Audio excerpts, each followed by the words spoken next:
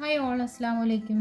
ഈ ചൂടുകാലത്ത് മനസ്സും ശരീരവും ഒരുപോലെ തണുപ്പിക്കാൻ പറ്റിയ പപ്പായ ഷേക്കാണ് ഞാനിന്നിവിടെ തയ്യാറാക്കുന്നത്. അതിനായി ഒരു പഴുത്ത പപ്പായ രണ്ടായി മുറിച്ച്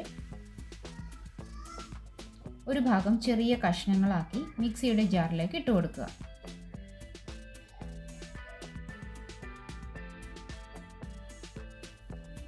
കൂടെ തന്നെ കിസ്മിസ്, ചെറി, നട്ട്സ്, ബദാം, ഫ്രീസ് ചെയ്ത പകുതി മിൽമ പാൽ രണ്ടായി മുറിച്ച് മിക്സിയുടെ ജാറിലേക്ക് ഇട്ട് കൊടുക്കുക.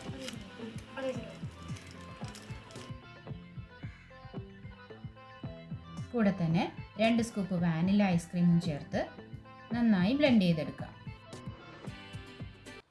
ഈ ചാനൽ ആദ്യമായിട്ടാണ് കാണുന്നതെങ്കിൽ സബ്സ്ക്രൈബ് ചെയ്ത് ലൈക്കും ഷെയറും ചെയ്യാൻ മറക്കല്ലേ.